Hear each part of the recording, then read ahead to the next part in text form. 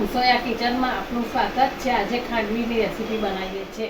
તો ખાંડવીની રેસીપી બનાવવા માટે સૌપ્રથમ એક તપેલીનું માપ લઈ એમાં બેસન આપણે નાખીશું। ત્યારબાદ તેમાં સ્વાદ અનુસાર મીઠું લઈશું।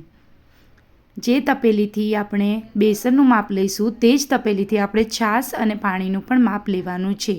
ત્યારબાદ તેમાં ચપટી હળદર નાખવાની છે। અમુક લોકો એમાં હિંગ પણ નાખતા હોય છે, પણ અમારા ઘરમાં ખાંડવીની રેસીપીમાં હિંગ ખવાતી નથી। ત્યારબાદ આપણે એક તપેલી છાશ લઈશું। જે તપેલીમાં બેસનનું માપ લીધું હતું એ જ તપેલીથી છાશ લીધી છે।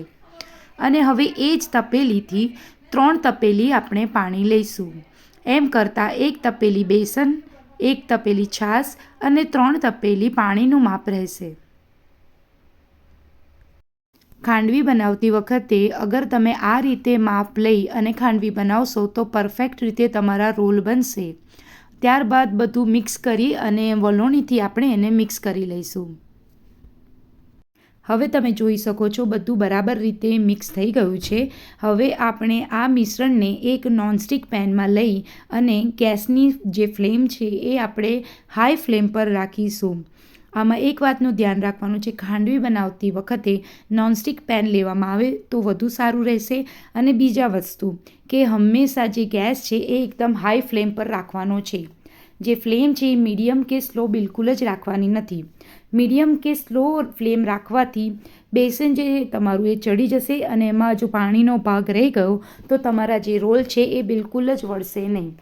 હવે આ રીતે સતત જ જે મિશ્રણ છે એને હલાવતા રહેવું પડશે જ્યાં સુધી એ ઘટ્ટ ના થઈ જાય। આજે એક તપેલી બેસન લીધું છે અને તેની સામે એક તપેલી છાશ અને 3 તપેલી પાણી લીધું છે। તેથી બેસન ચડતા 15થી 20 મિનિટ થશે। પરંતુ તમે નાની વાડકી એક લીધી હોય તો આ બેસનને ચડતા ઓછી વાર લાગશે।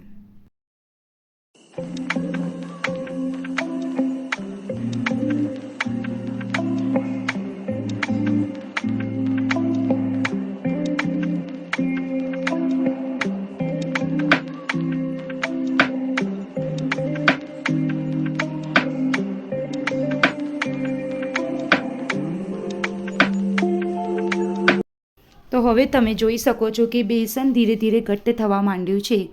આ બેસનને આટલું ઘટ્ટ થતાં 5થી 7 મિનિટ લાગી છે અને હજી આપણે થોડું એને ઘટ્ટ થવા દેવાનું છે। પરંતુ આ સ્ટેજ ઉપર ધ્યાન રાખવાનું છે કે હવે આ બેસનની અંદર થોડા છાંટા ઉડવાનું સ્ટાર્ટ થશે। તેથી તમે દજાઓ નહીં, એ રીતે થોડું કાળજીપૂર્વક આને હલાવવાનું રહેશે। જોઈ શકો છો આમાં બબલ થવાનું સ્ટાર્ટ થઈ ગયું છે। આમ કરતાં ધીરે ધીરે બેસન અમુક સ્ટેજ સુધી જાડું થઈ જશે અને આપણે એક નાની ડીશ અથવા થાળી ઉપર થોડું તેલ લગાવી અને ચેક કરી લેવાનું છે। જો એ રોલ વળવાનું સ્ટાર્ટ થઈ જાય તો સમજવાનું કે આપણું મિશ્રણ રેડી થઈ ગયું છે। અને જો એ રોલ ના વળે તો આપણે હજી એના માટે વેઇટ કરવાની જરૂર છે। ત્યાં સુધી આને સતત હલાવવાનું રહેશે, કેમ કે અગર જરા પણ વાર થઈ તો બેસન જે છે એ નીચે ચોંટવાનું શરૂ થઈ જશે અને પછી એ રોલ વળવામાં મજા આવશે નહીં। જે આપણું ખાંડવીનું મિશ્રણ તૈયાર થશે એને ઠારવા માટે આપણે આ જે થાળી છે એની ઉપર બ્રશની મદદથી આ રીતે તેલ લગાવી લઈશું। અને તમે ઈચ્છો તો તમે તમારા પ્લેટફોર્મ ઉપર પણ વ્યવસ્થિત સાફ કરી અને એના પર પણ ખાંડવીના જે રોલ છે એ ઢાળી શકો છો। અહીંયા તમે જોઈ શકો છો કે મિશ્રણ અમે એક નાની ડીશ ઉપર લગાવીને ચેક કર્યું પણ હજી સુધી એ રેડી થયું નથી। એના માટે અમે હજી બીજી 2 કે 3 મિનિટ આને થવા દઈશું।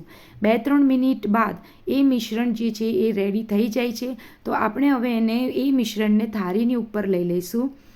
અહીંયા તમને બતાવવા માટે એક થાળી ઉપર અમે જે બેસનનું મિશ્રણ છે એને ઠારીએ છીએ, બાકીનું અમે અમારા પ્લેટફોર્મ ઉપર વાળીશું। તમે જોઈ શકો છો કે થાળી પર આપણે કેટલું વ્યવસ્થિત અને કેટલું જાડું લેયર લેવાનું છે। અહીંયા અમે ચેક કરી લીધું કે બેસન જે છે એ બરાબર ચડ્યું કે નહીં અને રોલ પરફેક્ટ રીતે વળ્યો છે। એટલે હવે આપણે આ થાળીની અંદર પણ લઈ લઈશું અને બીજું આપણે આપણા પ્લેટફોર્મ ઉપર પણ લઈ લઈશું।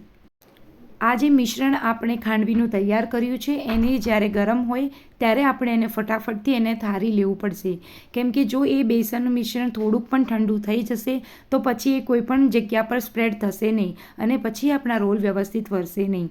તો તમે અહીંયા જોઈ શકો છો કે જો બેસન વ્યવસ્થિત રીતે પ્રોપરલી જે કન્સિસ્ટન્સીમાં જોઈએ છે એ ચડી ગયું હશે તો તમારા રોલ જે છે એ ઇઝીલી તૈયાર થઈને નીકળી જશે। તો એ આપણે સમજી જવાનું કે આપણે પરફેક્ટ રીતે બેસનને ચડવ્યું છે.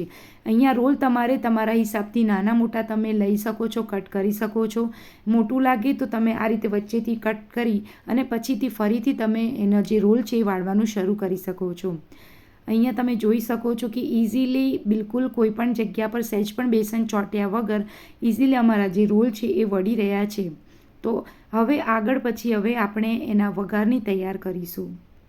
વઘાર કરવા માટે સૌપ્રથમ આપણે કઢાઈ લઈશું. કઢાઈમાં થોડુંક તેલ લઈ અને એની અંદર આપણે રાઈ નાખીશું. અહીંયા અમે સિંગતેલ લીધું છે. સિંગતેલની અંદર સ્વાદ વધુ સારો આવે છે, પણ તમે કપાસિયાનું પણ તેલ લઈ શકો છો. ત્યારબાદ એની અંદર આપણે તલ નાખીશું. રાઈ અને તલ બંને વ્યવસ્થિત રીતે તતડી જાય એની આપણે રાહ જોઈશું. અને એને તતડ્યા બાદ ત્યારબાદ એની અંદર આપણે લીલા મરચાં ઉમેરીશું. લીલા મરચાં તમે તમારા ઘરમાં ખવાતા તીખાસ અનુસાર લઈ શકો છો, પણ લીલા મરચાં નાખવાથી ખાંડવીનો સ્વાદ વધુ સારો આવે છે. તો અહીંયા તમે જોઈ શકો છો, અહીંયા અમે લાલ મરચું નાખ્યું છે, જે તમે સ્કીપ પણ કરી શકો છો, એ બિલકુલ ઓપ્શનલ છે. હવે આપણો વઘાર જે રેડી છે એ આપણે ખાંડવીના રોલ ઉપર ઇવનલી સ્પ્રેડ કરી લઈશું. અને તમને અમારો વિડીયો કેવો લાગ્યો એ અમને કમેન્ટ કરી અને અમને જરૂરથી જણાવજો. અમારા વિડીયો આગળ પણ આવતા રહેશે, તો અમારી ચેનલને સબસ્ક્રાઈબ બિલકુલ જરૂરથી કરી લેજો. અને તમારા ફ્રેન્ડ્સ અને ફેમિલી સાથે કોઈ પણ ગ્રુપમાં તમે શેર કરી શકો છો. એનાથી અમને સારું લાગશે. વિડીયો પૂરો જોવા માટે થેન્ક યુ વેરી મચ. અને આગળ આની ઉપર આપણે હજી ધાણાનો પણ ગાર્નિશિંગ કરીશું. અને ગાર્નિશિંગ કર્યા બાદ આ જે આપણી ખાંડવી છે એ બનીને તૈયાર છે.